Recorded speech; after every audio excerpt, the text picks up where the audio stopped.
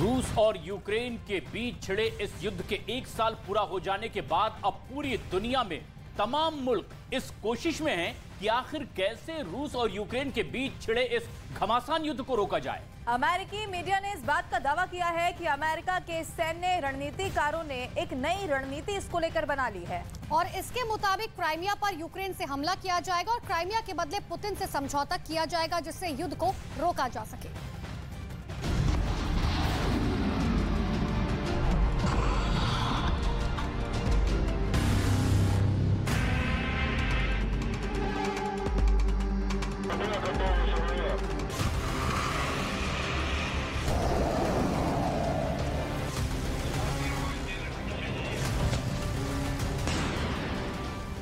काला सागर एक ऐसा रणनीतिक समंदर जहां से रूस करता है यूक्रेन में क्रूज मिसाइलों की बारिश।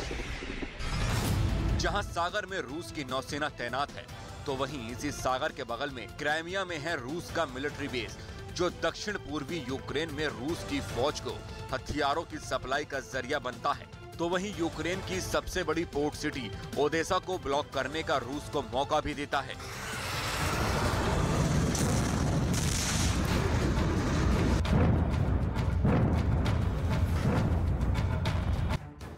जाहिर है काला सागर और क्राइमिया रूस के लिए बहुत अहम है और अब क्राइमिया से ही पुतिन को घेरने की तैयारी है।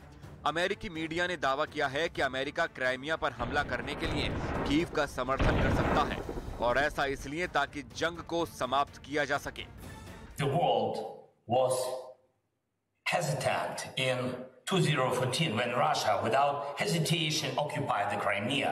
The world was hesitant in 2022 when Russia without hesitation made the war full scale. The world must not hesitate today and ever. Ukraine को अमेरिका से नया हथियार पैकेज मिला है जिसके तहत आने वाले दिनों में उसे ऐसा घातक हथियार मिल सकता है जिसकी बदौलत वो क्राइमिया पर हमला कर सकता है। हालांकि इससे पहले भी काले सागर में और क्राइमिया को रूस से जोड़ने वाले यूरोप के सबसे बड़े पुल को ज़ेलेंस्की ने निशाना बनाया था।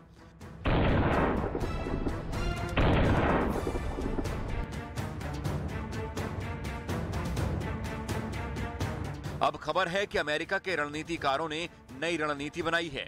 क्राइमिया में युद्ध का नया मोर्चा खोलेंगे। क्राइमिया में हजारों की संख्या में रूस के सैनिक तैनात हैं। क्राइमिया के आधार पर रूस से समझौता करेंगे। यूक्रेन क्राइमिया पर हमला बंद करने की पेशकश करेगा। बदले में रूस को यूक्रेन से पीछे हटने की शर्त रखेंगे। 24 फरवरी 2022 की स्थिति बहाल करने की शर्त रखेंगे।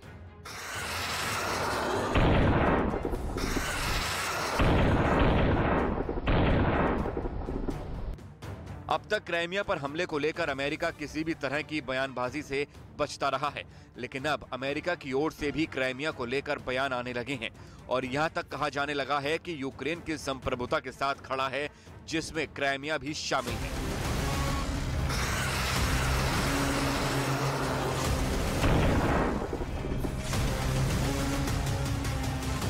दरअसल अमेरिका चाहता है कि क्रेमलिन को यह समझ आ जाए कि क्राइमिया पर रूसी नियंत्रण को खतरा पहुंचा सकता है और इससे कीव के साथ समझौते में यूक्रेन का पलड़ा भारी हो सकता है। यानी युद्ध रोकने का ये फॉर्मूला काम कर सकता है और इसमें यूक्रेन को अपनी सीमा का कोई हिस्सा समझौते में रूस को देने के लिए मजबूर नहीं होना पड़ेगा।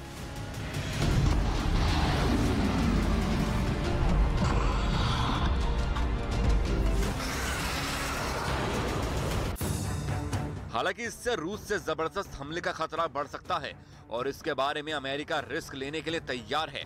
व्हाइट हाउस से पहले भी दावा किया जा चुका है कि रूस कभी भी टेक्निकल न्यूक्लियर वेपन का इस्तेमाल कर सकता है।